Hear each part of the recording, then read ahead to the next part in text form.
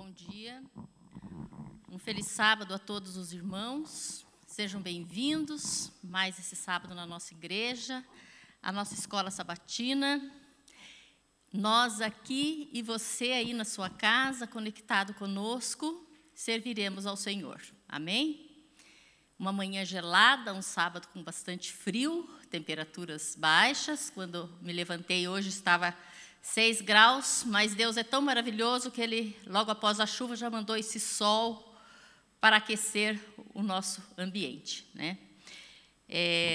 Convido os irmãos a abrirem sua Bíblia no livro de Isaías, capítulo 61. Eu não sei você, as lutas que você teve durante essa semana, se foram vencidas, se não foram vencidas, mas com certeza na mão do Senhor. E esse texto vem mostrar para nós o quanto Deus é maravilhoso e o quanto Ele cuida de nós.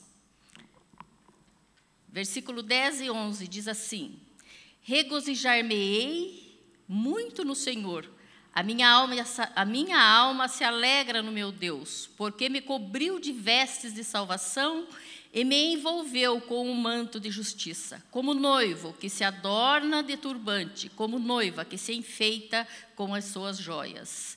Porque como terra produz os seus renovos, e como jardim faz brotar o que nele semeia, assim o Senhor Deus fará brotar a justiça e o louvor perante todas as nações. Deus está cuidando de nós, em que circunstância for, coloque na mão dEle, aquele que nos fortalece a cada dia. E com esse pensamento, com esse espírito de adoração, vamos cantar e louvar a Deus todos juntos o hino de número 363, Terra de Beulá, a terra que nós almejamos estar. E com certeza estaremos todos juntos.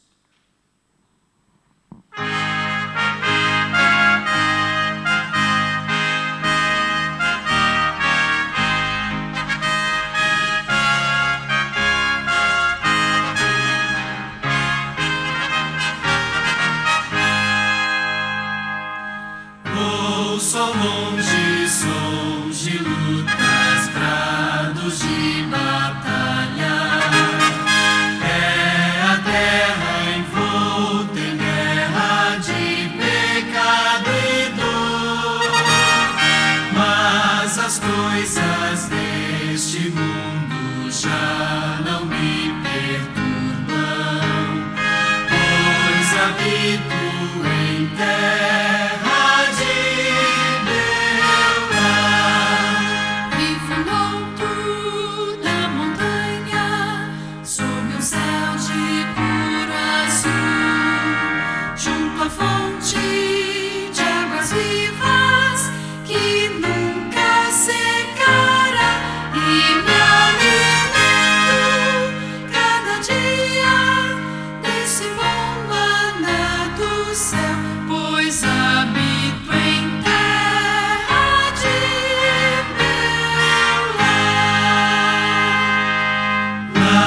Distante a tempestade ruge sobre o mundo, dúvidas, temores graçam em todo lugar, mas estou bem firme na palavra de meu Deus, pois habito em terra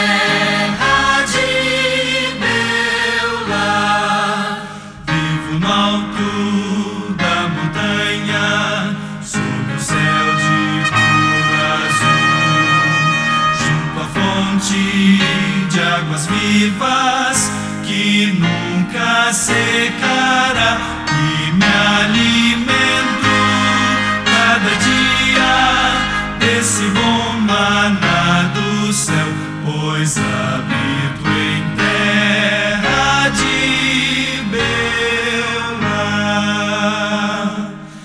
Nem as nuvens mais escuras podem assustar-me. Eu não temo, pois seguro estou nas mãos de Deus. Vivo à luz do sol e da presença casa de meu rei, pois habito em terra de meu lar. Vivo no alto da montanha, sob um céu de puro azul, junto à fonte de águas vivas que nunca secará, e me alimento cada dia desse bom maná do céu, pois habito em terra de meu lar. Quando aqui eu vejo de meu Deus as maravilhas, quer dormir silente, adoro em contemplação. Compreendo seu amor e a grande salvação, pois habito em terra de meu lar. Vivo no alto da montanha, sob o céu de puro azul, junto à fonte de águas vivas que nunca secará, e me alimento cada dia desse bom maná do céu, pois habito em terra de meu lar. Amém? Nesse momento, nós vamos aqui nos ajoelharmos, aqueles que puderem, vocês também em sua casa, para fazermos uma oração. Eu vou pedir ao irmão Maurício que venha até aqui para fazer a oração inicial para nós.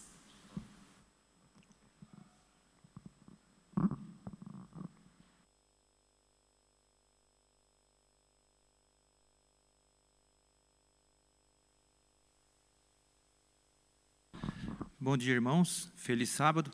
Aquele que puder se ajoelhar diante do Senhor, e também aquele irmão que está aí no seu lar, vamos então clamar ao Senhor em nome de Jesus. Poderoso e eterno Deus, mais uma vez estamos na sua casa, Senhor. Estamos diante da sua presença, Senhor. Que o Senhor abençoe a todos aqueles que se encontram aqui neste momento, Senhor. Abençoa também aquele irmãozinho que por algum motivo não pôde estar aqui na nossa igreja, e abençoa também aqueles irmãozinhos que estão em suas casas, nos seus lares, na sua quarentena, Senhor. Cuida deles, meu Pai. Cuida das criancinhas, meu Pai. Cuida de todos eles, meu Pai. Em nome do seu Filho amado também, pedimos ao Senhor que abençoe aqui a nossa professora que vai estar hoje ministrando aqui a sua escola sabatina, Senhor. Em nome do seu Filho amado, deixamos tudo em suas mãos, meu Pai. Em nome de Jesus. Amém, Senhor. Amém.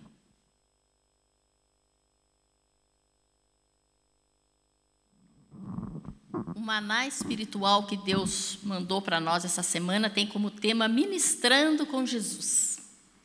Espero que você tenha estudado essa lição e que ela realmente tenha feito diferença na sua vida. Somente o método de Cristo será aquele que nos dará sucesso na hora de alcançar pessoas para Ele, né, para Jesus. Mas que método é esse, né? Esse será o tema do nosso estudo, que iremos recapitular essa semana. E hoje nós teremos, nos próximos minutos, até as 10h15, a Suzana, que estará compartilhando conosco esse tema tão bom. Que alegria estar aqui. Depois de 5 meses, eu posso estar na casa do Senhor por algum tempo. É maravilhoso. Deus seja louvado por isso. E nós vamos agora recapitular a lição que nós estudamos durante a semana. Lição maravilhosa, escrita pelo pastor Mark Feeling, né? Todas elas muito boas, oração intercessória, Espírito Santo. E hoje nós vamos falar de uma maneira especial em como Jesus lidou com as pessoas aqui neste mundo. E o título da nossa lição é Ministrando como Jesus. E vem o verso para memorizar. Vendo ele as multidões, compadeceu-se delas, porque estavam aflitas e exaustas, como ovelhas que não têm pastor. E esse verso é interessante porque, falando de Jesus, né, ele diz que ele compadeceu-se das pessoas. Ele teve pena, ele teve um amor profundo, uma coisa que envolveu as suas entranhas, a compaixão, né? E por que ele teve? Porque a multidão estava aflita e exausta. Sabe por que eles estavam aflitos e exaustos? Porque eles estavam sozinhos. O sistema religioso da época, em vez de agregar, proteger, atender às necessidades físicas, emocionais e espirituais das pessoas, eles repeliam. Eles mantinham um distanciamento das pessoas. Era religião pela religião. E Jesus viu, então, essa multidão carregando muitas regras, sobrecarregada, essa religião falida. Ele viu que a religião tinha perdido a essência, porque a essência da religião sempre foi salvar do pecado. Essa era a essência, essa é a essência da religião. E Jesus sentiu, então, pena dessas pessoas. Ele sentiu que elas tinham necessidade de algo a mais. E a lição da Escola Sabatina traz um texto da Ciência do Bom Viver, página 143, que diz assim: o Salvador misturava-se com os homens como uma pessoa que lhes desejava o bem, manifestava simpatia por eles, ministrando-lhes as necessidades e granjeava-lhes a confiança, ordenando então: segue-me. Antes de pedir para seguir, o que Jesus fazia? Ele misturava-se com as pessoas, obtinha delas a confiança, e depois disso ele dizia: segue-me. Ele sanava as necessidades das pessoas. E eu fiquei pensando, a igreja é o corpo de Cristo. Cristo é o cabeça.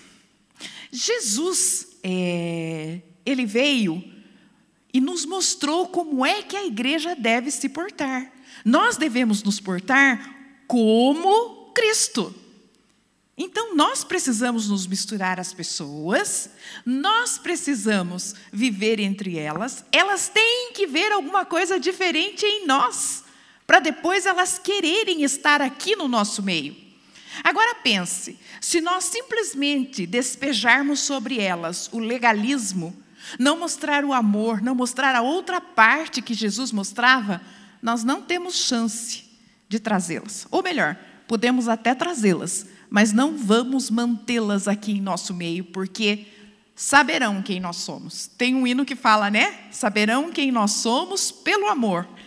Que isso seja verdade, né? Que realmente nos conheçam pelo amor. Jesus, então, ele tinha essa alegria em estar em meio às pessoas. Totalmente, Jesus veio na contramão da igreja da época. Os religiosos, os sacerdotes, os que ministravam, eles tinham horror ao povo. Se eles se misturavam à plebe, ao povo, eles faziam longos rituais de purificação, porque eles queriam se sentir limpos, e estando em meio ao povo, eles se sentiam sujos. Jesus fez diferente. Ele chegou, Jesus colocou a mão no leproso, Jesus tocou no morto para ressuscitá-lo, Jesus se misturou, ele viu as necessidades e fez aquilo de melhor. Essa é a função da igreja, nos misturarmos, sanando as necessidades físicas, psicológicas e principalmente as espirituais. Não é milagre por milagre, Jesus não era um milagreiro, ele veio para salvar do pecado. Mas antes ele dava aquilo que as pessoas necessitavam. É um exemplo para nós, né? A parte de domingo, atitudes de Jesus em relação às pessoas. E aqui, eu acho interessante, né, que Jesus usou duas ilustrações. Ele diz que o cristão é o quê? O sal e a luz. O sal, se ele ficar no saleiro e não for usado, ele vai ficar insípido, ou seja, ele vai perder o sabor, não vai adiantar para nada, a não ser para ser jogado fora. Sabe onde é o saleiro? onde nós estamos aqui. Nós estamos no saleiro, que é a igreja. Se nós ficarmos só aqui, não nos misturarmos, não pregarmos, não vivermos aquilo que Jesus ensinou, para nada serve. Essa religião pequena, uma religião que fica presa dentro do saleiro. Mesma coisa a luz. Pode estar a escuridão que for. Se acender um pontinho de luz, ela aparece, não aparece? Aparece. E quanto mais densas as trevas, mais a luz aparece. Não tem como eu ser luz no mundo se eu estiver sem brilhar. E é interessante que nós, cristãos, nós somos como a lua. Ontem a gente estava assistindo ao Novo Tempo, a gente estava conversando, eu e Maurício. Nós somos como a lua. A lua é um satélite da Terra. Ela reflete a luz do sol. Ela não tem luz própria. Nós somos lua, nós não temos luz própria. Nós temos que refletir a luz de Jesus. É a luz de Jesus que nós refletimos. Se não estivermos refletindo essa luz, é porque não estamos andando com Jesus. Não podemos refletir a luz se não estivermos ligados a ela, se não estivermos juntos de Jesus. E como que nós podemos estar assim? Oração, estudo da Bíblia, meditação. À medida que eu não oro mais, que eu não estudo mais a Bíblia, que eu não penso mais nas coisas dos céus, eu vou me afastando. É por isso que às vezes nós chegamos e vemos, eu falei, nossa, mas era tão atuante na igreja, de repente largou a igreja, o que aconteceu? Não foi de repente. É como aquele vermezinho que está no cerne de uma árvore forte. De repente a árvore cai e fala, nossa, caiu com o vento. O vento ajudou para que ela caísse, mas o vermezinho veio corroendo, minando a seiva, tirando a vida. Quando nos afastamos de Jesus e começamos a viver por nós mesmos, vamos perdendo a vida e de repente a gente tomba. Porque o relacionamento com Deus é que nos faz em pé. Vejam, aqui na parte do professor, conta a história de Simeão, Simeão Estilita, parece que é esse o nome dele. Lá da Síria, ele vivia sobre 37 pilares, meditando, se afastou do mundo, ficava nesses 37 pilares orando, lendo a palavra, meditando. As pessoas passavam e diziam assim, que homem sábio. Outros vinham e pediam um conselho, mas eles diziam que afastar-se do mundo era o segredo para ligar-se a Deus. Jesus veio na contramão. O evangelho não é esse. Ao contrário desses monásticos, o que Jesus quer é que estudemos, oremos, aprendamos e transformemos isso em prática. A religião teórica, ela é um lago. A água é morta, parada. Ele quer que nós sejamos cachoeiras, né? Que despejemos. Eu ouvi um dia um sermão sobre isso, maravilhoso. Nós não podemos ficar parados. Se nós estamos retendo para nós esse conhecimento teórico, nós estamos errados. Nós precisamos despejar sobre as pessoas o conhecimento prático. O que nós estamos praticando? Misturarmos com o mundo. Misturar com o mundo não é copiar as coisas do mundo. Tem um erro. Tem alguns que misturam-se tanto com o mundo, que trazem práticas do mundo para dentro da igreja e começam a praticar normalmente, como se isso fosse coisa de cristão. Quando nós estamos misturados no mundo, as pessoas têm que olhar para nós e falar assim, nossa, que bonita a maneira dessa pessoa se portar. Ou alguém chegar para a gente e falar assim, nossa, fulano da tua igreja, que pessoa bacana, né? Cumpridor das obrigações, dos deveres, um homem honesto, um homem honrado. O que Deus falou para Satanás sobre Jó? Viste o meu servo Jó? Homem íntegro, reto, que se desvia do mal. Né? Somos assim. Jesus veio, misturou-se com o mundo, mas não foi do mundo. E até na oração sacerdotal, ele diz, não peço que os tires do mundo, mas que os livres do mal. Temos que nos envolver com o mundo sem ser do mundo, sem a prática das coisas mundanas. Agora, se eu sou um jovem ou uma pessoa adventista, uma pessoa cristã, né? E tenho práticas do mundo, eu vou em uma lanchonete, eu não bebo na lanchonete, mas eu levo uma latinha de cerveja para casa. Eu vou no mercado, né? Eu compro um negocinho para eu não beber lá no bar, mas lá em casa, né? Eu como coisas assim, não tem problema, né? Isso, né? Eu me visto assim, eu uso determinadas coisas. Mas todo mundo faz. Eu sou cristã. Eu reflito a luz de Jesus. O que é que as pessoas estão vendo em mim? Isso é muito profundo. Uma vez eu fui me explicar com uma pessoa por uma situação que tinha acontecido na minha vida. Nos encontramos numa lanchonete, estávamos lá, e ela veio, me cumprimentou, me abraçou, uma amiga, e quando eu fui dizer determinada coisa para ela, ela virou para mim e falou assim: não precisa se explicar, eu conheço a tua índole. Nossa, irmãos, isso cravou em mim tão profundamente. Eu não achei um elogio, eu achei uma responsabilidade. Será que as pessoas nos conhecem?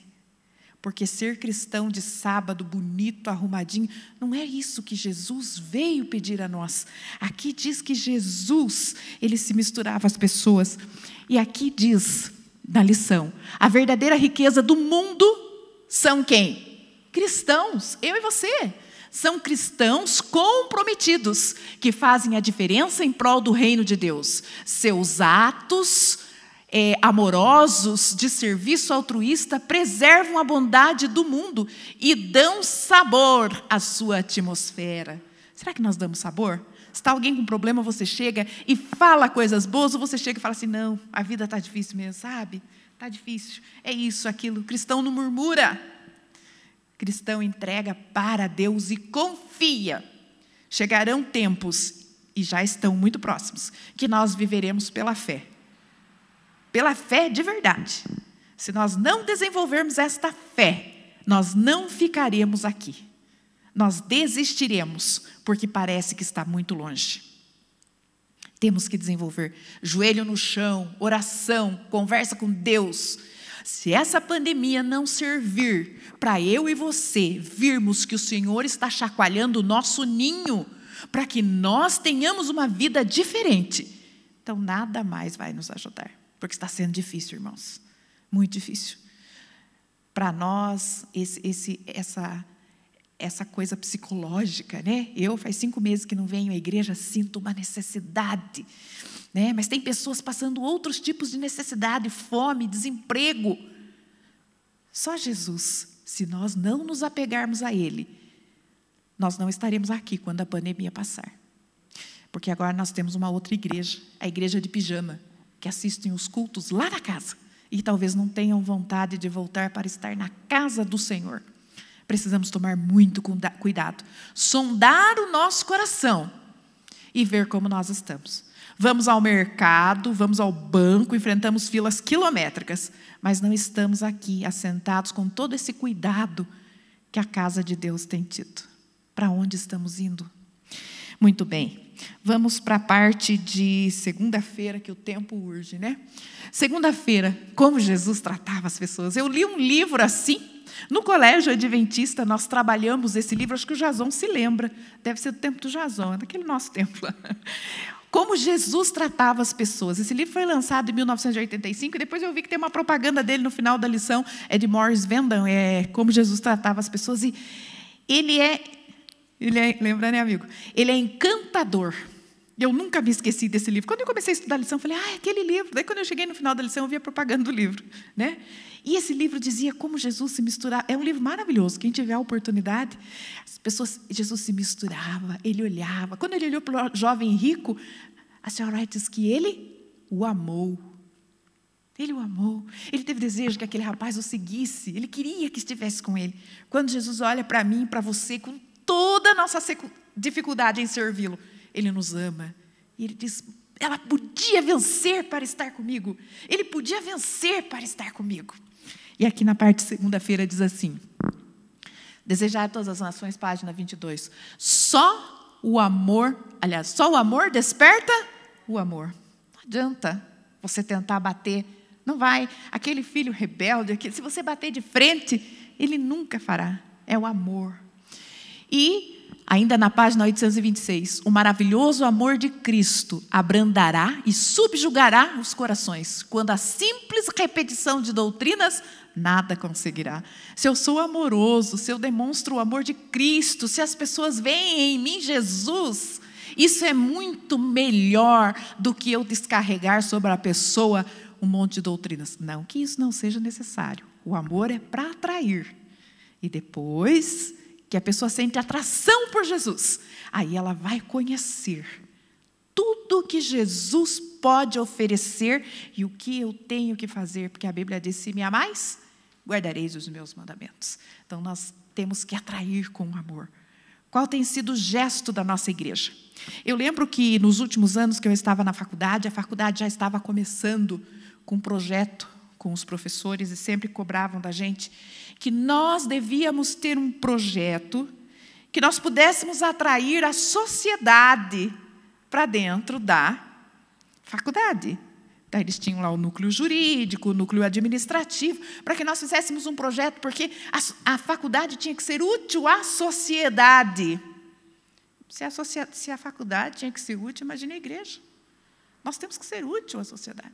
O que nós temos feito pela sociedade? O que nós temos feito pelas pessoas? Porque eu trabalho na obra. Eu faço na minha casa. Não. O que eu tenho feito pela sociedade no geral? Que eu tenho? Como que tenha sido a minha vida? Eu me preocupo muito como os meus vizinhos me veem. Porque se eles não... Tem uma vizinha que os 2 filhos dela passaram comigo aulas particulares. E ela fala para o menino assim... sexta-feira até 4 horas, porque ela é adventista. Isso me preocupou. Falei assim, será que ela só pensa em alguém que trabalha na sexta-feira só até 4 horas e não quer mais? Qual é o meu diferencial? A minha vizinha ao lado é um muro muito perto, o sobrado ao lado. Eu sempre falo para o Maurício, fale baixo, ela vai pensar que você está querendo bater em mim. Né? Então, nós temos que tomar cuidado com a maneira que nós nos portamos, irmãos. O mundo está de olho na gente. Tem gente que não vai ter tempo de estudar sobre o sábado, sobre isso, sobre aquilo, mas nos últimos tempos, no fechamento da porta da graça, vai falar assim, não, ele fazia, não está certo o que estão fazendo com ele, eu vou lá junto com ele. É o Espírito Santo fazendo o trabalho. Mas são os rastros que eu deixei, porque Jesus deixou rastros, mataram-no. E mesmo fazendo isso, as pessoas saíram escondidas, os discípulos saindo apanhando, saindo sofrendo, pregando. Porque viver sem Cristo não adianta, o apóstolo Paulo disse. E eles já sentiam assim. É essa religião que nós precisamos desenvolver. E aqui é interessante, né? O centurião, conta aqui a história de 2 pessoas, o centurião e o escriba. A maneira como Jesus... O centurião chegou, um romano, né? Gentio. E a senhora White, no Desejado, diz que alguns anciãos foram antes falar com Jesus. Viu? Atende-o, porque ele tem feito muito bem. Ele construiu até uma sinagoga para a gente. Ele não era judeu, mas ele tinha apreço. E quando o centurião chega e fala assim, Senhor, eu não sou digno que o Senhor entre debaixo do meu teto. Eu sei que o Senhor tem poder, porque eu falo para os meus homens, vai, ou ele vai, o outro vem. Apenas diz uma palavra. E Jesus fala, nem mesmo Israel viu uma fé como essa. Imagine o que os judeus pensaram. Olha o que ele fala dos gentios, ele tinha horror. Irmãos, Jesus viu o potencial das pessoas. O escriba veio e conversou, falou sobre o reino. Jesus não falou para ele assim, não, vai estudar, você está errado, não é isso, vai aprender. Jesus falou assim, olha, você está no caminho certo. Né? E a lição diz assim que o objetivo de Jesus era extrair o melhor das pessoas.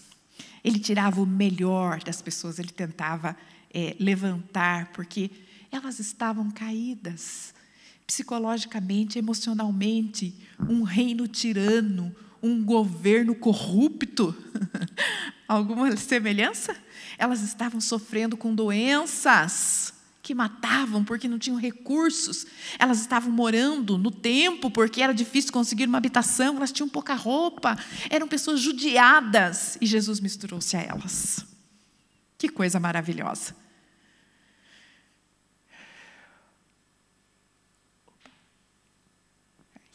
O ministério da cura de Jesus na parte 1. Jesus não era curandeiro, ele não era um milagreiro apenas. As curas em si mesmo não era o objetivo de Jesus. O objetivo de Jesus era o quê? Salvação das pessoas. Mas até que ele chegasse nesse ponto, ele dizia: perdoados estão os teus pecados. E ele ia suprindo, multiplicava o pão, porque eles tinham necessidades. Jesus cuidava das necessidades das pessoas. Eu sei que nós estamos vivendo um momento muito difícil e que não está sobrando para ninguém. E são muitas as pessoas que necessitam do nosso apoio. Mas, às vezes, o que elas precisam mesmo é ouvir que tem um Deus que as ama, através dos nossos atos. Mesmo que eu não tenha muito, que eu possa repartir. Porque senão fala assim, não, o rico é que tem que fazer esse papel. Não, o cristão. O cristão. Vejam que quando derramou o Espírito Santo no dia do Pentecostes, como é que eles estavam? Em oração, comendo junto, orando junto e dividindo o que tinham. Chegaremos em dias assim. Temos que estar preparados para isso, que também tenhamos o Espírito Santo, Aqui nós vimos a história do paralítico e da mulher do fluxo de sangue. Essas histórias estão lá em Mateus, capítulo 9, capítulo 5. A reconciliação com o Criador neste mundo destruído é a nossa necessidade suprema.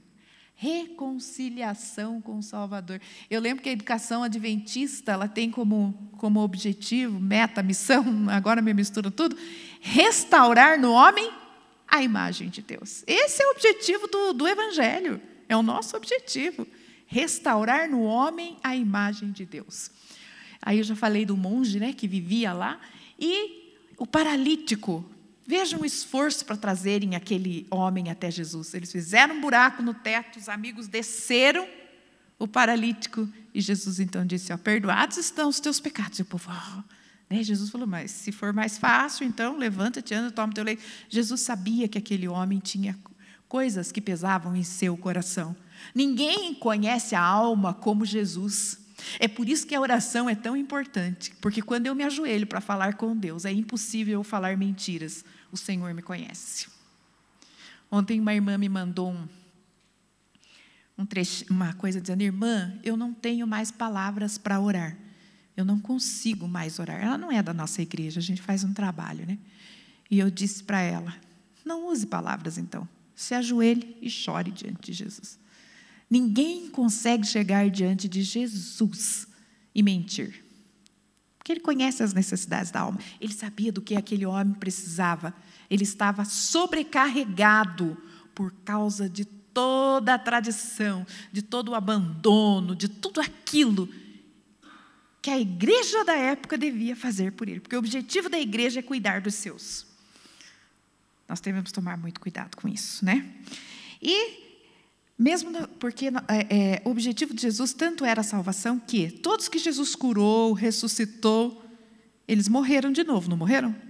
Então não era a vida e a saúde o fim, o objetivo principal, era a salvação, é aquela ressurreição que nós esperamos. Talvez estejamos passando por um problema e esse problema não seja curado. Talvez eu passe por alguma doença e daqui uns dias não esteja mais aqui, O objetivo aí vai falar assim, nossa, mas coitadinha, tal. Não, o objetivo de Deus para a minha vida não é eu viver 90, 100 anos nesse mundo. É eu ter o quê? A vida eterna. Então, quando nós nos aproximamos daquelas pessoas, do bêbado que está na sarjeta, da prostituta, da pessoa... O objetivo de Jesus é salvar aquelas pessoas. E nós devemos, como disse o verso áureo, que Jesus olhou e compadeceu-se deles... Nós devemos compadecer-nos deles, porque são pessoas como ovelhas que não têm pastor, porque elas não conhecem o pastor. E eu o conheço e me sinto superior a ela. Olha, não é assim que Jesus queria. Não é esse o objetivo do Evangelho. Não é esse o objetivo da igreja. Eu vir aos sábados, papar os sermões e sair daqui. Nossa, que sermão maravilhoso. Se pregou mal, aí eu chego e falo assim, nossa, eu venho para dar uma nota, mensurar o sermão. Não, eu venho para prestar um culto. Tudo que é falado daqui é inspirado pelo Espírito Santo.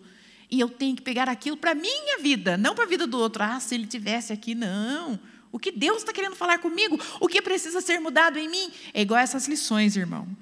Elas são maravilhosas. Como eu já disse no início, Mark Feeling, fantástico. É uma lição fácil de estudar, não é igual o Apocalipse, que alguns se assustam, mas que é maravilhoso também, porque a gente aprende muito, Daniel. Essa lição é facinho de estudar, difícil de viver. Difícil de viver. Palavras bonitas, difíceis de serem praticadas. Se não tivermos um relacionamento com Jesus, não vamos conseguir praticar.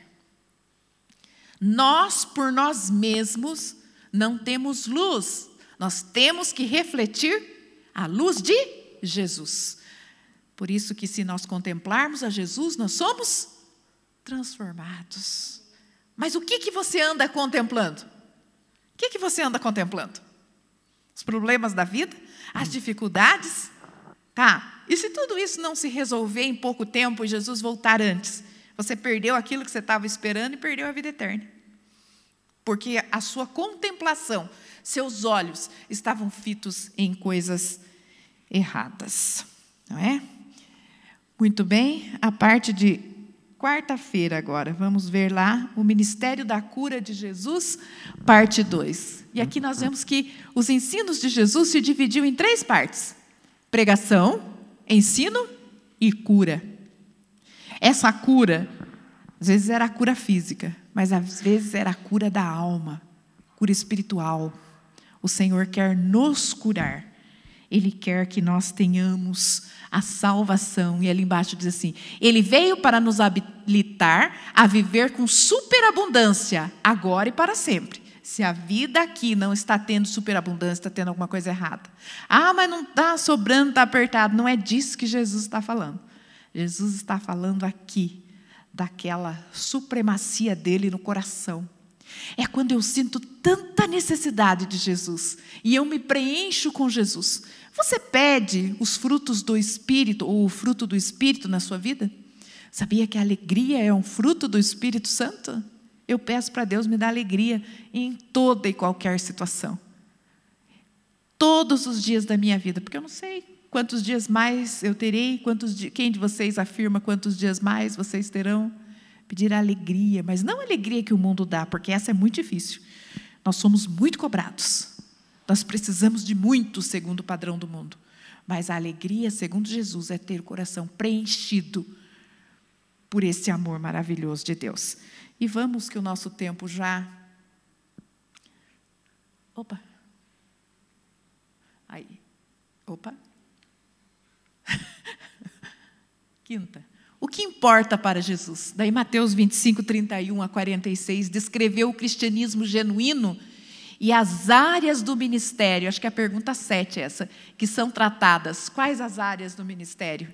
Amor, serviço abnegado, ministério do auxílio e da misericórdia, e cristianismo prático e não teórico. E ali embaixo dizendo, ações falam mais alto que palavras. E ali nós vemos, né, as parábolas ali das 10 virgens.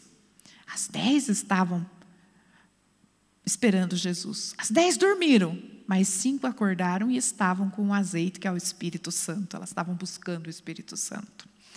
Nós vemos também os bodes e as ovelhas, Jesus separando o bode das cabras, né? E os da direita, vinde, benditos do meu Pai, possuam um reino, e os da esquerda, apartai-vos de mim. Existem 2 grupos apenas, os salvos e os não salvos. Não existe os que estão em cima do muro. Então, se existe alguma coisa para ser tirada da minha vida, para que eu siga Jesus, eu tenho que fazê-lo agora. E, para terminar, irmãos, na parte de sexta-feira, ciência do bom viver, nós temos lá um texto maravilhoso que diz assim: muitos não têm nenhuma fé em Deus e perderam a confiança no homem, mas apreciam os atos de simpatia e prestatividade. Ao verem uma pessoa sem nenhum incentivo de louvor terrestre nem de compensação, ir à sua casa, ajudando o doente, alimentando o faminto, vestindo nu, confortando o triste e encaminhando-os ternamente àquele de cujo amor e piedade o obreiro humano não é senão um mensageiro, ao verem isso, seu coração é tocado, brota a gratidão, ateia-se a fé, veem que Deus cuida deles e ficam preparados para escutar ao ser-lhes aberta a sua palavra. Atos de bondade, eles abrem, né, eles abrem a mente. E finalizando, a igreja é o corpo de Cristo que atende às necessidades com amor em todos os lugares. E a igreja não é esse templo aqui. A igreja somos nós, pessoas que estamos aqui, nós que estamos em casa. Nós somos a igreja, corpo de Cristo. E precisamos atender a todos com amor. Que o Senhor nos ajude para que nós possamos refletir a luz de Jesus e tratar as pessoas como Jesus tratava as pessoas. Amém.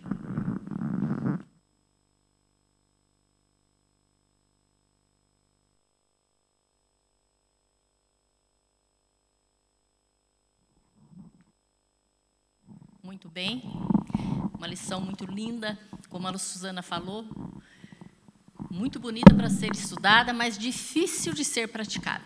Jesus nos capacite, que Deus nos ajude a vivermos o que temos estudado, né, durante esse trimestre. Apenas chamando a atenção dos irmãos, nós temos aqui o projeto Maná para aquisição da lição da escola sabatina já para o ano que vem. Você deve ter aí na sua casa, na sua lição, aqui na contracapa, já tudo que você precisa para fazer a assinatura da lição da escola sabatina. Não fique sem esse alimento. Se você não estudar em sua casa, em seu lar, pelo menos a lição, e não estiver compartilhando conosco, vai ficar difícil. Nós temos que estar nos alimentando, nos fortalecendo para colocarmos em prática aquilo que temos aprendido. Aqui nós temos de 16 de agosto a 13 de setembro a oportunidade de você fazer a assinatura da sua lição, que é o projeto Maná, mutirão de assinatura da lição da escola sabatina. Esse projeto ele é um esforço unido da igreja para alcançar o maior número de pessoas em todas as idades com a lição da escola, né? E motivá-la a estudá-la cada dia. A prática do estudo diário cria hábitos espirituais que dificilmente se apagam em nossa mente.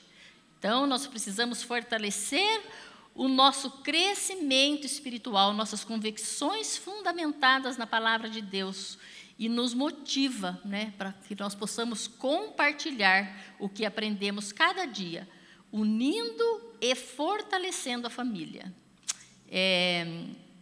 Nenhum homem ou mulher ou jovem pode alcançar a perfeição cristã negligenciando o estudo da palavra de Deus.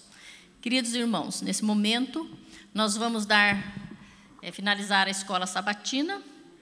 Eu convido vocês a colocar-se em pé, você na sua casa também. Vamos louvar a Deus cantando o hino de número 322, No Serviço do Meu Rei.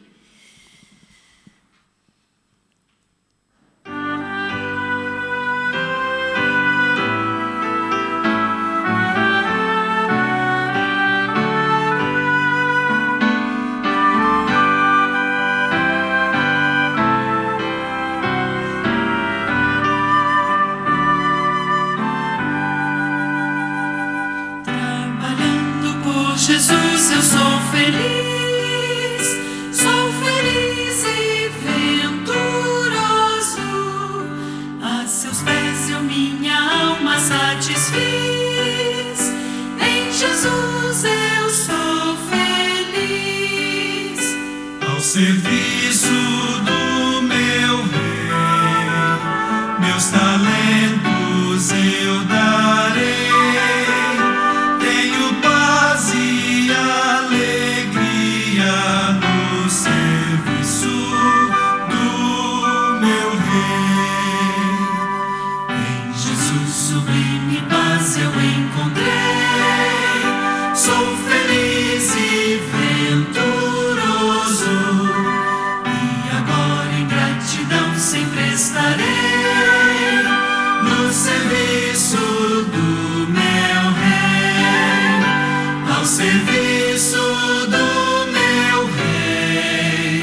Meus talentos eu darei, tenho paz e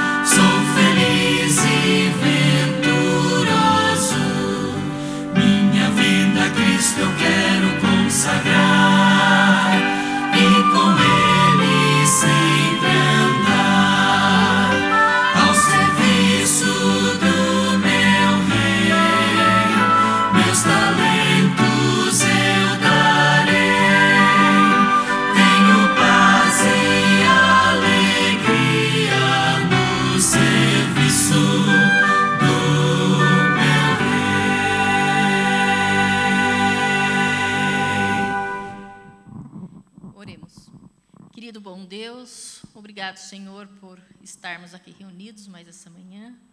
Obrigada, Senhor, por esse estudo que tivemos, essa lição tão linda que o Senhor colocou para nós nesse trimestre, Pai querido, mas que precisamos, Senhor, compartilhar com outras pessoas e, sobretudo, colocar em prática na nossa vida. Que realmente o Senhor nos fortaleça, nos capacite a sermos luz e sal nessa terra, Pai querido. Que mesmo em momentos tão difíceis como agora, o Senhor coloca em nossas mãos ferramentas para que possamos encontrar e tocar pessoas, Pai querido. Nos ajuda a viver a Tua palavra, a viver o Teu Evangelho, Senhor, conforme a Tua vontade, e para que Jesus volte logo e possamos, Senhor, viver num mundo diferente e experimentar, Senhor, a Sua graça salvadora. O Senhor continue conosco, abençoe o culto divino logo a seguir, a pessoa que irá compartilhar a palavra conosco. E também esteja, Senhor, com todos os Teus filhos, Senhor, nesse vasto mundo, em seus lares, em suas casas, onde estiveres, que o Teu santo e bom Espírito habite no coração deles, Senhor. É o que agradecemos, pedimos tudo em nome de Jesus. Amém.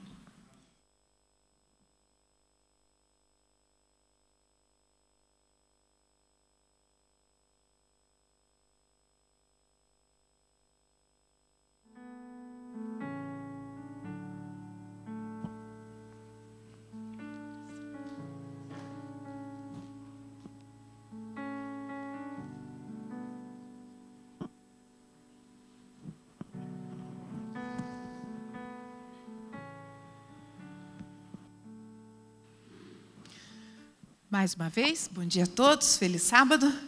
Neste momento, vamos orar ao Senhor, assim como estamos mesmos. Querido Deus e Pai, nossa gratidão a Ti, por tudo que nos dás, por tudo que somos e por tudo aquilo que o Senhor é em nós. Toma-nos em Tuas mãos, abençoa-nos, abençoa os dízimos, as ofertas, abençoa o coração de cada um, abençoa os nossos irmãos que estão em casa. Em nome de Jesus, amém. Damos as boas-vindas a todos e rogamos as mais ricas bênçãos do céu sobre cada um. Neste momento, nós vamos cantar, então, para iniciarmos o nosso culto. Qual é o hino? Tu és fiel. Número 34. Obrigada, Jason.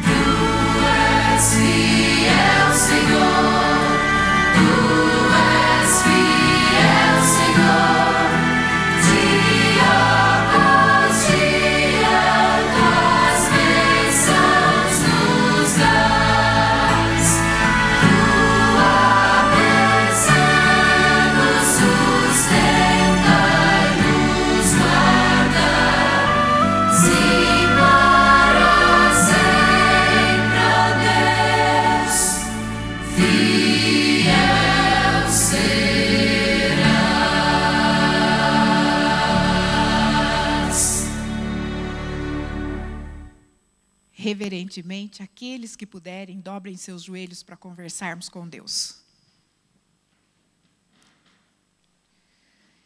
Querido Deus, Senhor e Pai, soberano de tudo, nós te louvamos, Senhor, pela oportunidade que temos de estarmos na tua casa de oração.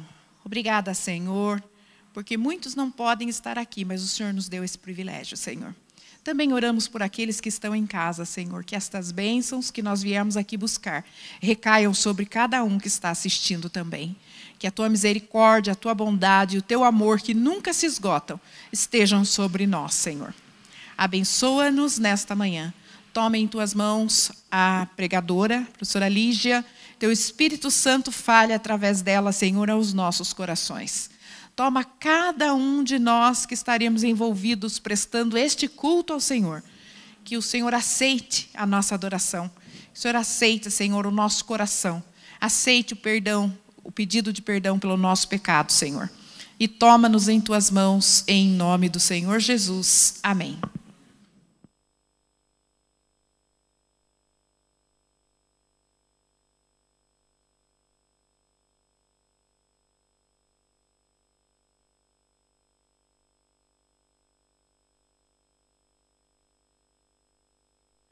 Feliz sábado a todos os irmãos. Neste momento, gostaria de reforçar que a caixa vai estar na saída da igreja para aqueles que trouxeram os dízimos, as ofertas, podem estar depositando lá. E aqueles que não estão nesse momento, a caixa vai estar das 3 às 5 horas da tarde, então você pode estar vindo aqui na igreja e depositando os seus dízimos e as ofertas. E aqueles que não podem estar saindo de casa, também temos o aplicativo da igreja, onde você pode estar fazendo, então, o depósito. Trazei todos os tesouros à casa do Senhor e, em reverência, vamos continuar no culto.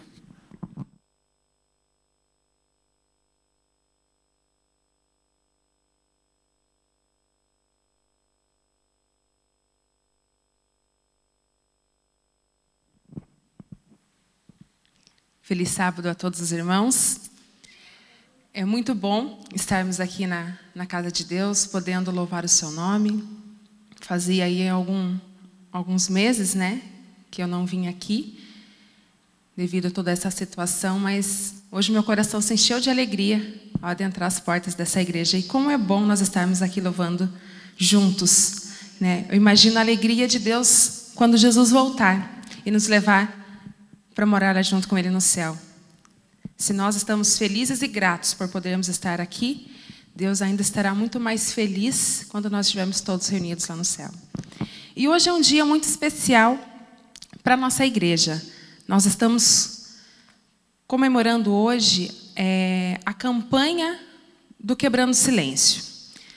Para quem não conhece, a campanha Quebrando o Silêncio já existe na igreja há 14 anos. Né? A igreja tomou a iniciativa de trabalhar essa campanha por conta desse mundo violento que nós vivemos. Nós sabemos que a violência tomou conta das ruas, dos lares, né, de todo esse mundo.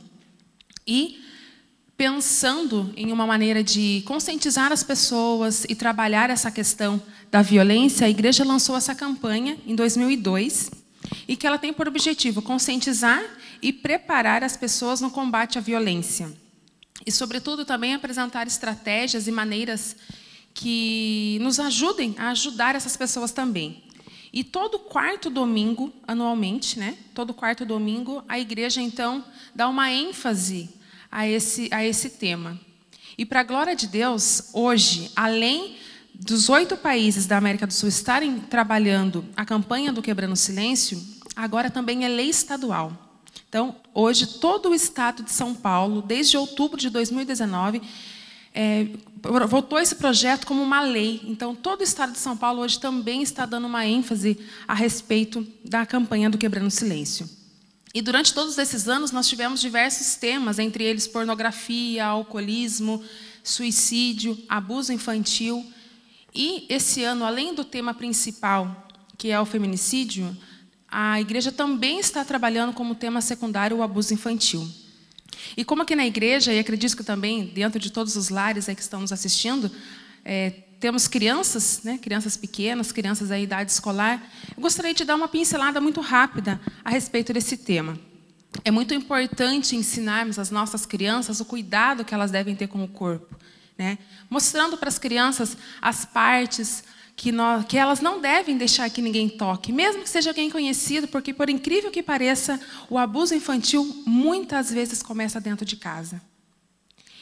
E devemos ensinar às nossas crianças esse cuidado e o respeito à sua privacidade. Porque muitas vezes a criança ela aceita, né, entre parênteses, o abuso como se fosse algo que ela deveria aceitar. E isso muitas vezes é causado porque nós, pais, permitimos. Vou dar um exemplo rápido que eu ouvi de uma psicóloga em uma palestra. Aqui acho que acredito que todo mundo já fez cócegas em alguém, né? As cócegas é uma maneira muito divertida da gente brincar com a criança. E, geralmente quem faz a cócega é um adulto, né? Um adulto em criança, porque a gente gosta de ouvir aquela gargalhada, é gostoso, né? A criança também gosta. No começo a criança gosta, ela brinca, ela participa, mas daqui a pouco o que ela começa? A pedir para parar, porque aquilo começa a incomodar. E a criança ela estava gostando e a gente vê a criança ali incomodada. Geralmente a criança ela olha, ela pede, né, com os olhos ali, ou às vezes ela até mesmo pede, para, né? E a gente continua, porque quanto mais a criança se incomoda, mais engraçado é, não é verdade? E a criança ela fica à espera de que aquele pai ou mãe ou responsável impeça aquela brincadeira. E geralmente o que a gente faz? Para de ser chato. Você estava gostando até agora? Isso leva a muitas vezes lá na frente, quando um adulto com más intenções pega a criança no colo, faz um carinho. Que criança que não gosta de colo ou carinho, né? Toda criança gosta. Às vezes aquele colo, aquele carinho começa a ficar mais ousado. A criança já começa a não gostar. Mas o que ela faz? Ela lembra de que um dia ela pediu para parar e a pessoa falou, mas você estava gostando. E ela lembra que essa atitude fez com que ela continuasse recebendo aquilo que ela não estava gostando. E muitas vezes é assim que começa o abuso infantil. A criança ela recebe o abuso porque o adulto fala, mas você estava gostando. Porque ninguém começa nenhuma violência, né, nenhum abuso infantil maltratando a criança. Ele quer conquistar a confiança para que ele possa continuar ali, né, o seu ato. Então, apenas um alerta para nós pais, devemos tomar cuidado, né, porque a criança, às vezes, no silêncio dela ali, ela está pedindo socorro. E neste ano, a campanha traz um tema que se agravou muito com o momento que nós estamos vivendo.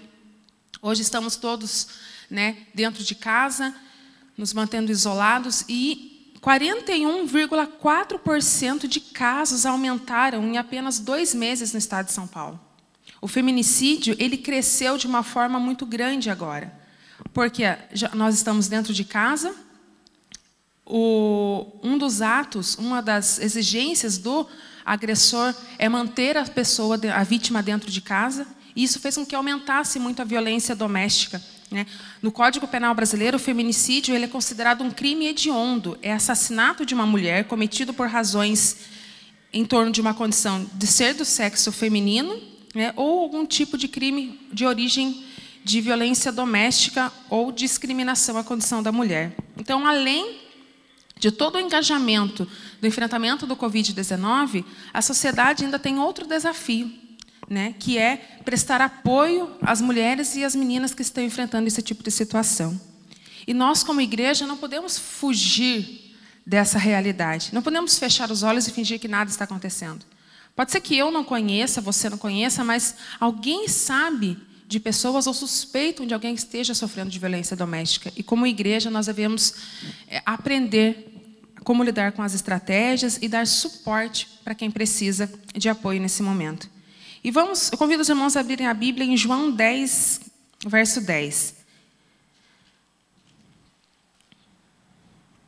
Vamos ler uma passagem que fala muito a respeito do plano de Deus para nós e do que Ele quer que nós façamos. João 10, 10 diz assim: o ladrão vem somente para roubar, matar e destruir. Eu vim para que tenham vida e a tenham em abundância.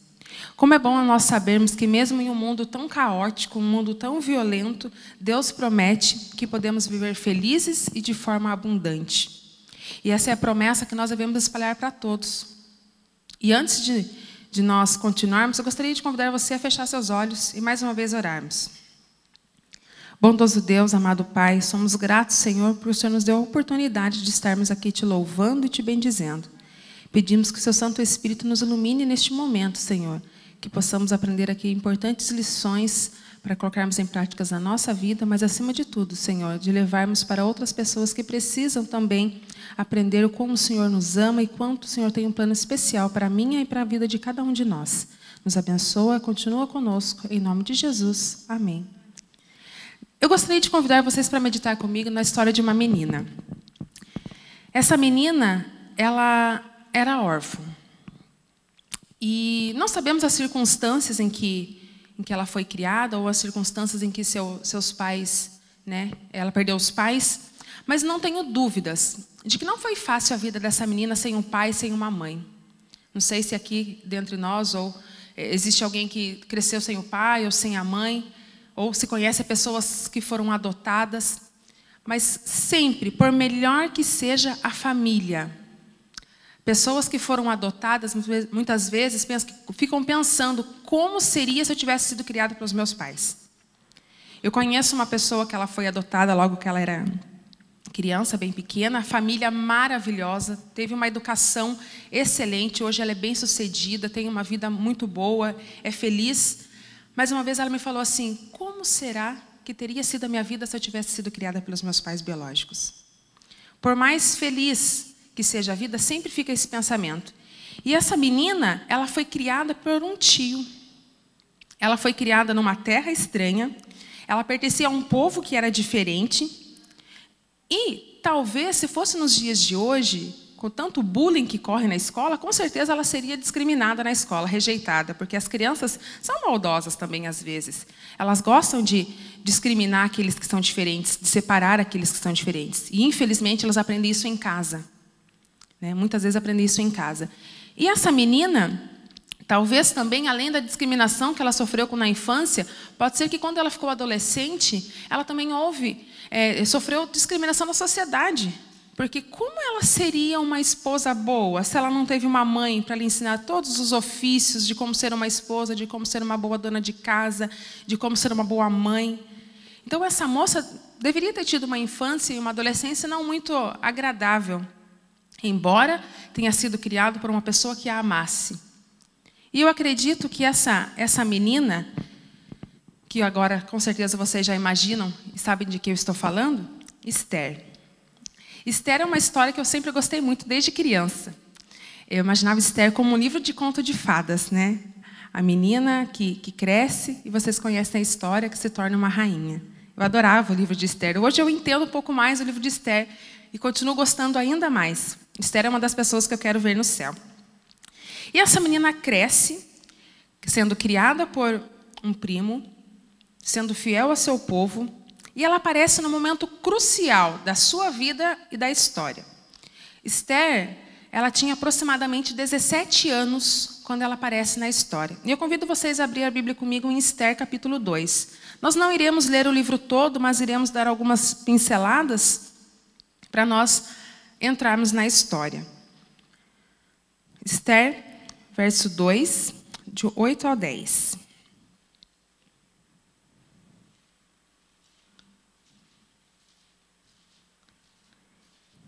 Então Esther, e se divulgando assim, pois, o mandado do rei e a sua lei, ao serem ajuntadas muitas moças na cidade de Susã, sobre as vistas de Hegai, levaram também Esther à casa do rei, e sobre os cuidados de Hegai, do guarda das mulheres. Vamos parar um pouquinho aqui. Então, Esther aparece no Miss Universo, né? Era mais ou menos assim, ali a escolha da rainha, da nova rainha. Mesmo Esther tendo uma vida sofrida, mesmo Esther passando, nós não sabemos o contexto em que ela cresceu, né? A Bíblia não é clara nesse sentido, mas a gente pode imaginar pelo contexto de vida dela. Ela apareceu no momento crucial. Isso mostra que, independente da minha origem, independente da nossa infância, independente da vida que nós tivemos, Deus tem um plano maravilhoso para as nossas vidas. Independente de como nós fomos criados. A sociedade ela tem mania de deduzir que quem teve uma infância sofrida ou tem uma vida sofrida vai sofrer a vida inteira. E nem sempre é assim, né? Essa menina, Esther, ela surge para nos mostrar que Deus pode mudar as nossas vidas e que Ele tem um plano especial para cada um de nós. Então, se passaram mais ou menos, aqui continuando a história, 3 a 4 anos que Vasti havia sido tirada do trono. Não era mais rainha. O que aconteceu? Vasti, ela recusou a se apresentar diante do rei Xerxes, que estava fazendo uma festa, comemorando ali, já havia 6 meses. Então, imagina quão bêbado não estava o rei Xerxes, né? Fazendo ali uma festa, mostrando todas as suas riquezas ali para todo o reino. E, no final de 7 dias, ali onde estava encerrando a sua festa, que haviam bebido, rolado ali à vontade a bebida, rei Xerxes manda chamar Vasti para que ela se apresente a fim de exibi-la como a sua mais bela riqueza. Vasti, ela se recusa, né? E vamos abrir um parênteses aqui. Hoje, muitas mulheres, elas são forçadas a cumprir algumas exigências de seus companheiros. E aí que começa, muitas vezes, a violência doméstica, onde a mulher é forçada a agir de uma maneira que ela não acha digna. E mesmo assim, sobre ameaças, sobre chantagens, ela acaba tendo que agir dessa maneira. E nós vemos que Vasti aqui, ela se negou a se submeter a essa exigência do rei, porque ele havia bebido demais, né? Muitos historiadores dizem que a exigência do rei era que Vasti apresentasse somente usando a sua coroa. E Vasti não aceitou, e com isso ela foi retirada do trono. Diante dessa recusa, os sábios aconselharam o rei a tirar a coroa de Vasti, porque o reinado de Xerxes, ele era marcado pelo valor da mulher também. A mulher tinha voz. Tanto que Vasti também estava dando um banquete para as mulheres do reino. E o medo dos sábios é que, quando as mulheres soubessem do que Vasti havia feito, elas também se rebelassem contra seus maridos e deixassem de obedecer. Então, Vasti perdeu a coroa por esse motivo. Mas se passaram aproximadamente uns 3 anos e o rei Xerxes se arrependeu. Sentiu saudade de Vasti. E os sábios, com medo de que o rei fosse atrás, né, tivesse uma recaída, fosse atrás de Vasti e colocasse ela de volta como coroa, sugeriram: não, vamos fazer um concurso, vamos escolher uma nova rainha. E nesse concurso surge Esther. E nós podemos ver que Esther, quando ela surge na história, ela já surge conquistando todo mundo. Nós vemos ali no verso 9, a moça lhe pareceu formosa e alcançou favor perante ele, e pelo que se apressou em dar-lhe os ungüentos e os devidos alimentos, como também 7 jovens escolhidas da casa do rei, e a fez passar com suas jovens para os melhores aposentos da casa das mulheres. Esther chegou agradando a todos. Mesmo que as circunstâncias apontem para um futuro de desastre ou de tristeza, Deus pode mudar a sua vida em segundos. Uma menina órfã que jamais deveria ter tido a expectativa de se tornar uma rainha, hoje está, ali naquele momento, está na casa das mulheres, ganhou graça diante do responsável ali, de Hegai, que cuidava, que era responsável por todas as mulheres. Mesmo você passando por momentos difíceis, as pessoas podem se agradar de você. Não é porque as pessoas sofrem que elas têm que andar de cabeça baixa ou viverem tristes. Não. Cada um de nós, independente do momento que estamos passando, podemos encontrar graça, as pessoas podem achar graça de nós. E Esther é colocada ali, e todas as pessoas que conviviam com ela se agradavam dela.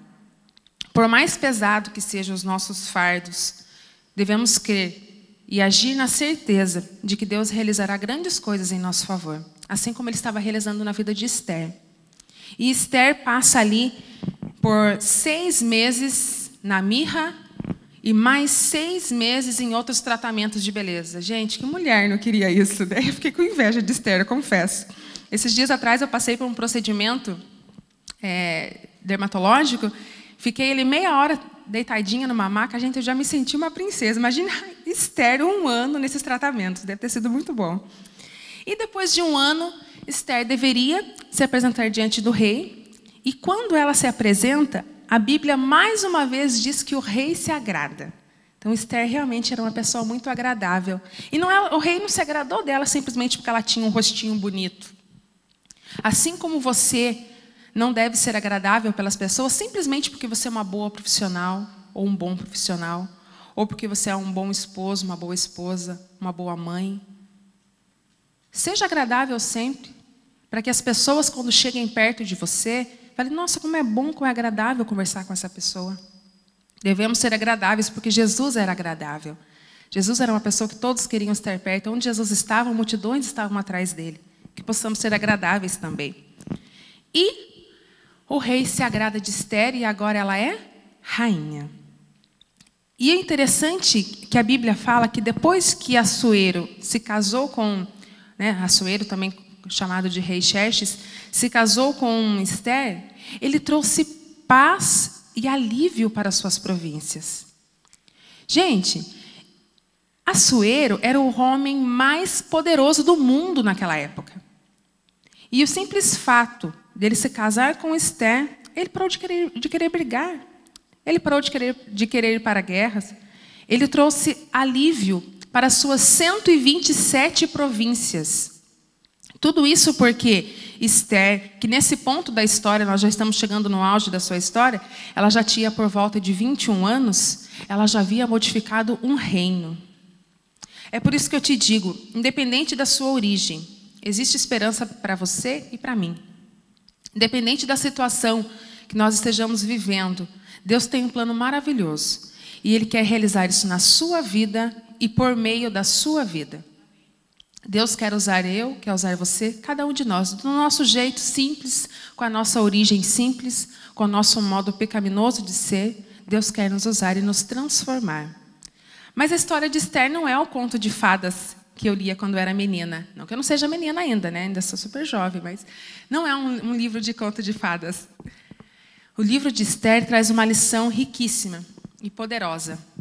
E da mesma maneira que a história de Esther muda quando ela se torna rainha, agora muda repentinamente de novo, porque aparece Ramã. Ramã era o homem mais poderoso do reino depois do rei Assuero. E ele tinha poder ali para fazer decretos, ele tinha o anel do rei, né, que selava. Então, depois do rei, ele era o homem mais poderoso. E ele vem com um plano de morte para o povo judeu. Até aquele momento, que nós seguimos aqui a leitura, nós vemos que Esther, ela não havia declarado a sua origem. Ela não havia falado que ela era judia também. Não sabemos o porquê. Mardoqueu, ele pediu para que ela fizesse assim. Nós não sabemos o motivo dele ter pedido, mas ele disse: se não é necessário, não conte. Porque se chegar um dia em que for necessário que você revele a sua origem, então você revela. Sabe de uma coisa? Nós temos que saber o momento certo de falar e o momento de calar. Muitas vezes nós saímos contando coisas íntimas, relatando coisas íntimas da nossa vida desnecessariamente. Para pessoas que nós muitas vezes não conhecemos direito, ou pessoas que irão realmente guardar esse nosso segredo. Então, temos que saber o momento de calar e o momento de falar. A nossa vida íntima, ela não deve ser jogada aí para qualquer um, né, que não vai saber fazer, não devido uso, mas que não vai saber lidar com a nossa situação, muitas vezes. Né? A gente tem mania, às vezes, de desabafar, né? A mulher, principalmente, né, gosta de falar um pouquinho a mais.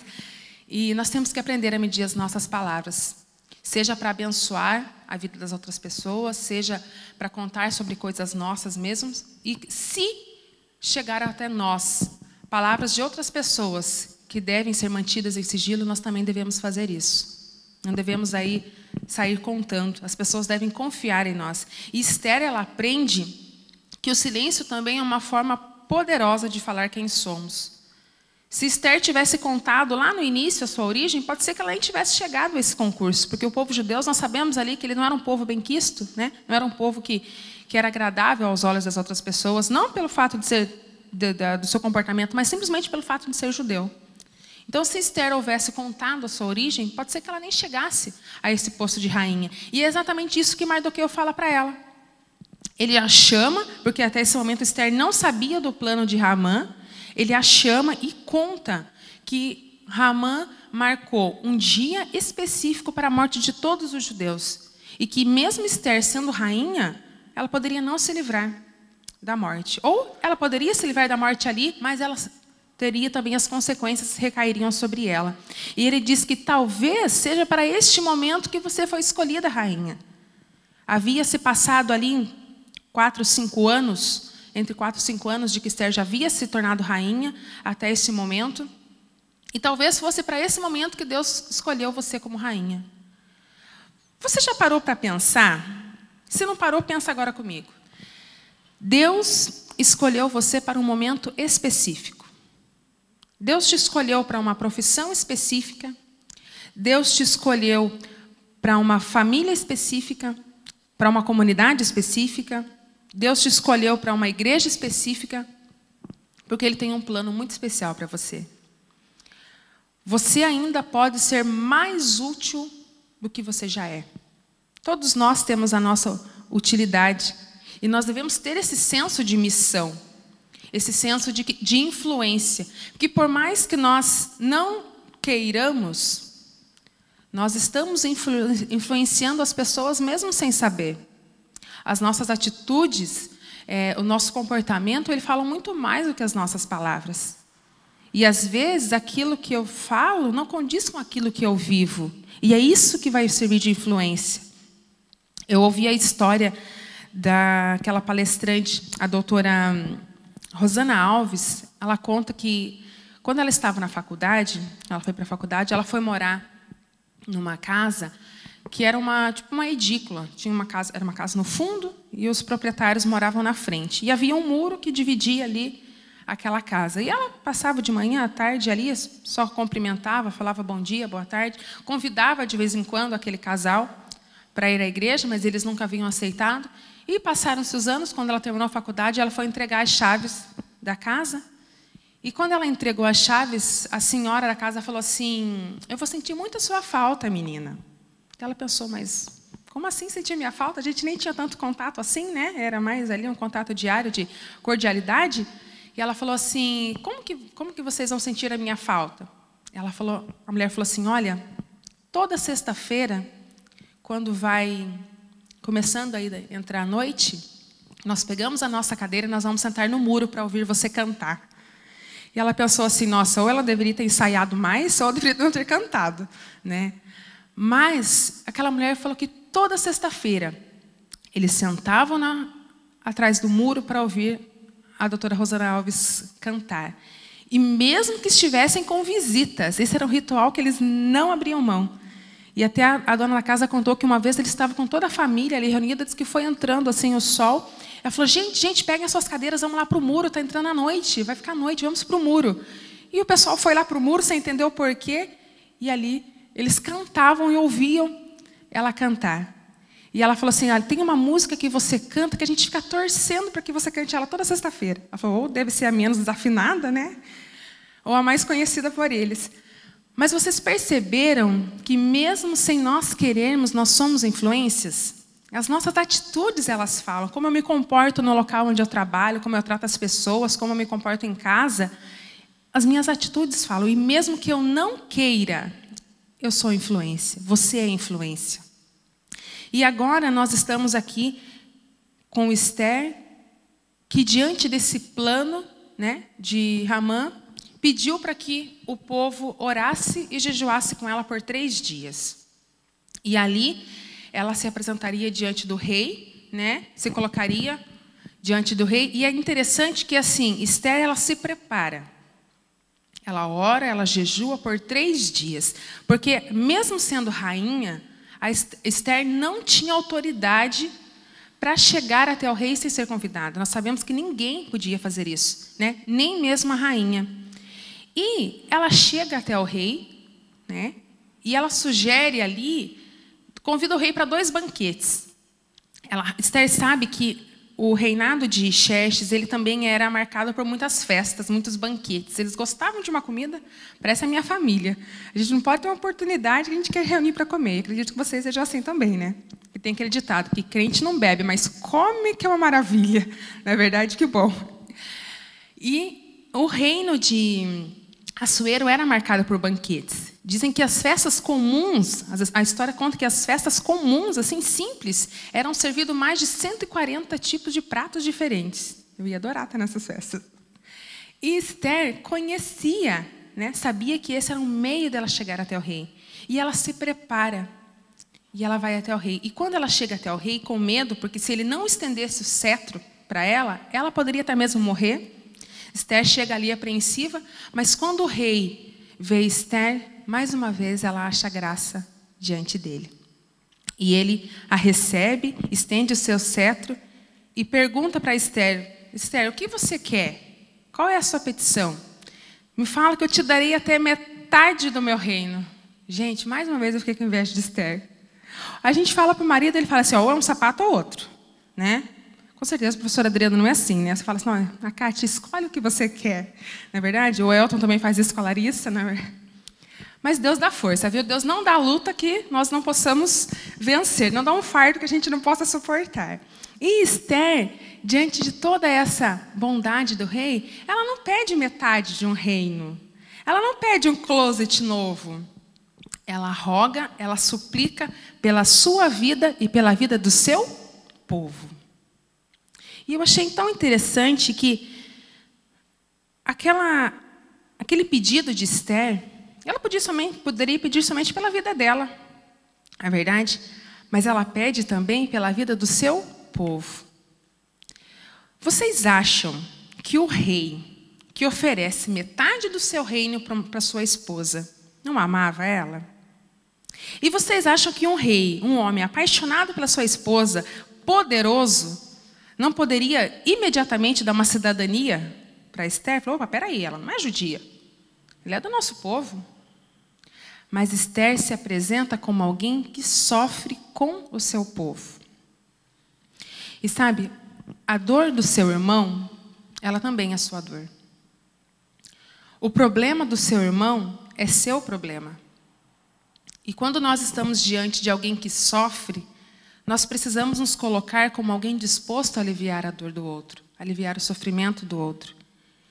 E muitas vezes, ou na maioria das vezes, nós aliviamos a dor do outro simplesmente não condenando. Aliviar a dor do outro não é eu me intrometer na vida dele, dar pitacos de como ele deve agir ou deixar de agir, ou falar o que ele está fazendo de errado. Aliviar a dor do outro é saber ouvir, é orientar essa pessoa a buscar ajuda e jamais condenar. Infelizmente, hoje nós ainda ouvimos muito que a pessoa que ela está com depressão é porque ela não tem fé suficiente. Ou que aquela mulher que sofre agressões no seu lar é porque ela não ora a Deus, porque se ela orasse, Deus iria resolver o seu problema. Ou até mesmo que aquela pessoa que, por ocasião de seu sofrimento, tirou a sua vida, é porque ela estava longe de Deus. Já não há mais tempo para tamanha ignorância. Desde que o pecado entrou no mundo por meio de Adão e Eva, o sofrimento ele tem nos acompanhado.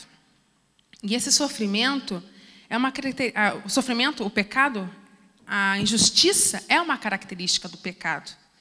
E por mais que nós mereçamos ou não, nós poderemos passar por esse tipo de injustiça. Esses dias, agora na mídia, estava sendo muito falado a respeito de uma menina de 10 anos que precisou passar aí por um aborto porque havia sido estuprada pelo seu tio, desde os 6 anos de idade. Vocês acham que essa menina merecia essa injustiça? Que ela já tinha feito alguma coisa para passar por esse trauma que ela irá levar para a vida toda? Então, nós devemos parar de pensar que o sofrimento das pessoas tem a ver somente com a comunhão dela com Deus. Não é plano de Deus que nós soframos. Ele mesmo disse ali, quando nós lemos no início, que ele veio, né, que ele, plano dele que nós tenhamos vida, e vida em abundância. E ao longo da história, nós vemos que Deus colocou várias estratégias para aliviar o sofrimento das pessoas. Para Adão e Eva, Ele deu roupas para cobrir sua vergonha e seu desespero. Para acalmar o coração de Elias, Ele se apresentou uma suave brisa. Para aquela mulher desprezada, samaritana, Ele reservou um tempo para uma conversa a sós. E assim as diferentes dores foram sendo tratadas. E hoje existem diferentes remédios para as dores físicas, inúmeros tratamentos. E para as dores e inquietudes da alma, existem também inúmeras abordagens psicoterapêuticas. Muitos irmãos, muitas pessoas da nossa igreja mesmo, ainda condenam a questão de uma pessoa precisar de um psicólogo, de um psicoterapeuta. E a psicoterapia, ela pode ser um método de Deus para ajudar a amenizar o sofrimento e muitos traumas. Algumas pessoas, elas precisam de remédios mais eficazes, né? Remédios de farmácia mesmo. Mas outras pessoas precisam de um acompanhamento, de uma terapia. Principalmente para esse momento que nós estamos vivendo, onde nós estamos tendo que se isolar das pessoas que amamos, temos que nos cuidar, não podemos tocar, não podemos abraçar. Para mim está sendo uma dificuldade imensa não chegar aqui na igreja, não abraçar, não tocar, porque eu sou muito de toque. Eu gosto de receber toque, eu gosto de tocar as pessoas. E Deus deixou essas estratégias para nós usarmos. Para algumas pessoas, então, é preciso, né, uma terapia, um psicólogo, alguém para conversar. E devemos também tomar muito cuidado com essas pessoas que nós procuramos. Devemos sempre tentar procurar pessoas que sejam também aí, que tenham uma conduta cristã, porque hoje em dia também, né, mesmo em meio aí à medicina e tudo mais, existem muitas pessoas que não creem em Deus. E também, então é importante procurarmos esses recursos, mas também sabermos, né, quem são. A prática de atividade física, agora também nessa época, cresceu muito e também vem sendo uma aliada muito grande na manutenção da saúde física e mental. Então, nós temos estratégias. E nós temos também, para aqueles que sofrem dores diferentes de nós, as autoridades. As leis de proteção à criança, proteção à mulher, também são estratégias que Deus colocou para dar fim a muito sofrimento físico. E seja qual for o tratamento que Deus tem escolhido para você, para aliviar a sua dor, aceite. E precisamos nós, como pessoas, como comunidade e igreja, não ignorar as pessoas que sofrem. Precisamos conhecer as pessoas, né, que sofrem, reconhecer nas pessoas que sofrem de depressão, abuso, violência. Devemos conhecer as estratégias que Deus deixou, para que nós possamos ajudar, orientar, né, outros que sofrem na busca por essas estratégias. Amar também é perceber quando o outro sofre. E muitas vezes nós entramos e saímos da igreja, né, principalmente quando estava cheio, a gente não sabia do que o nosso irmão estava passando. Muitas vezes algum irmão estava passando necessidade do nosso lado e nós não sabíamos. Então é importante que nós prestemos atenção no nosso irmão, porque a dor dele também é a nossa dor. O problema dele também é nosso problema. Nós precisamos apresentar para o outro que ele é amado, que ele é aceito e que para ele existe esperança. Que Deus cuida de nós em todos os momentos da nossa vida. Deus te convida hoje para viver e para viver em abundância. E que principalmente que essa abundância transborde e também modifique outras vidas, que impacte outras vidas. Nós conhecemos o final do livro de Esther, sabemos ali que a atitude que ela tomou, né, ao contar ao rei, salvou a vida do povo judeu. Não só dela, mas também do povo judeu. E assim como Deus, Ele cuidou de cada detalhe da história de Esther, Deus também é assim com você. Por mais que às vezes Deus pareça oculto e em silêncio, se você puder à tarde, leia todo o livro de Esther e você vai perceber uma coisa interessante. Em momento algum, o nome de Deus é citado no livro de Esther. Mas em momento algum, nós duvidamos de que Deus estava presente em cada detalhe, cuidando de cada situação. Devemos entregar todos os nossos problemas àquele que realmente pode cuidar das nossas feridas e das nossas dores. E, acima de tudo, devemos ser agentes missionários, agentes de esperança, agentes que levem a esperança para outras pessoas, que ajude a aliviar os fardos das outras pessoas. E da mesma forma que Deus cuidou da história de Esther, Ele também vai cuidar da sua vida. E se naquele momento que você passou sofrendo, você imaginou que estivesse sozinho, tenha certeza de que Deus estava cuidando de você. E mesmo que pareça que os céus esqueceram de você, sinta que o soberano, que aquele Pai amado está cuidando de você e que a obra que Ele começou, Ele com certeza encerrará.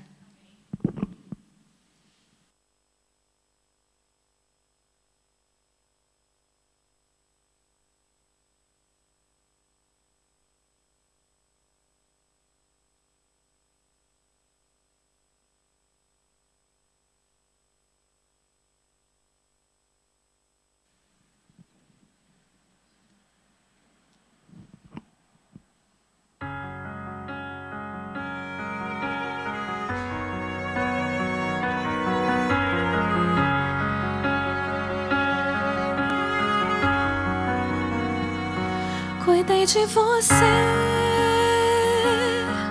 quando em seu quarto chorou.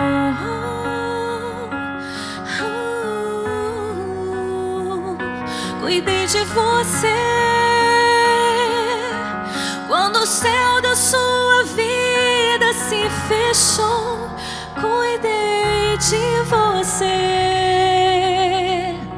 Cuidei de você no dia em que seu filho se foi e sentiu-se só. Cuidei de você no leito daquele hospital. Cuidei de você. Cuidei de você. Hoje não temas, o tenho em meus braços. Se o choro insistir, esqueça, pois eu cuido de você.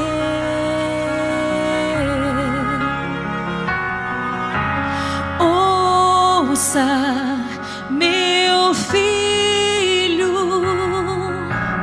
tudo é tão simples. Descanse, meu amor, deixa que eu cuido de você. Cuidei de você quando seu coração se quebrou.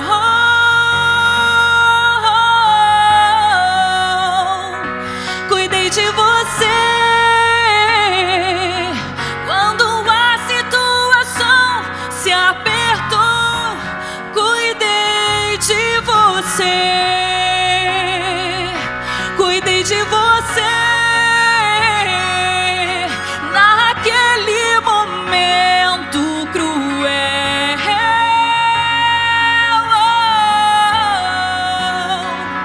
Cuidei de você quando algo tirou o seu chão. Cuidei de você.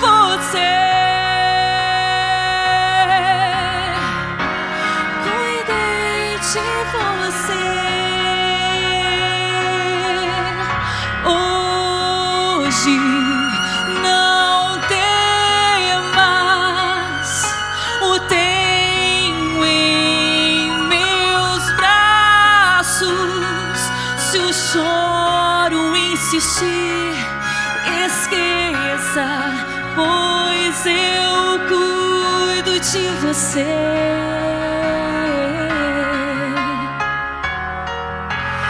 Ouça, meu filho, tudo é tão simples.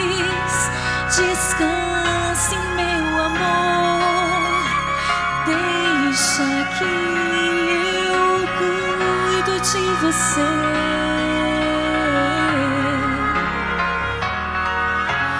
Hoje não temas, o tenho em meus braços.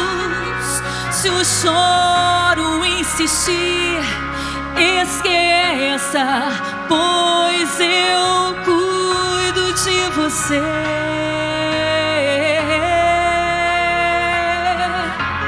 Ouça, meu filho, tudo é tão simples. Descanse, meu amor, deixa que eu cuido de você. Cuidei de você no seu dia mais feliz.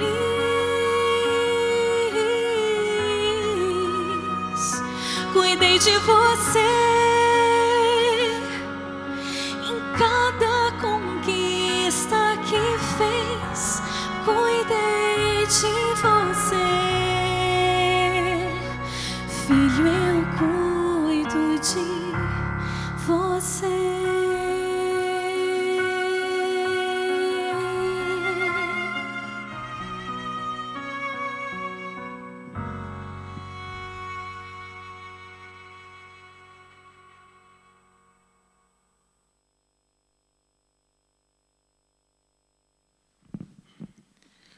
Vamos orar.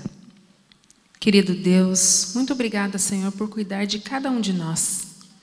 Obrigada, Senhor, por estar presente na nossa vida em todos os momentos, mesmo naqueles em que estamos sofrendo, que estamos caídos e que não percebemos a Tua presença. Sabemos, Senhor, que o Senhor está lá, cuidando de cada um de nós. Nos ajuda, Senhor, a sermos agentes de esperança, a levarmos amor, o Seu amor para aqueles que mais precisam. Assim como Jesus, que possamos ser pessoas agradáveis, que possamos ser pessoas auxiliadoras, Senhor, e que possamos mostrar o Seu amor e mostrar o Seu plano, que o Senhor tem um plano maravilhoso para cada um de nós. Nos ajuda, Senhor, a termos vida e vida em abundância, e que possamos levar a Sua mensagem para todos aqueles que precisam se sentir amados também. Continua conosco, Senhor, nos dê um bom restante de sábado na Sua presença, é o que oramos em nome de Jesus. Amém. Feliz sábado a todos.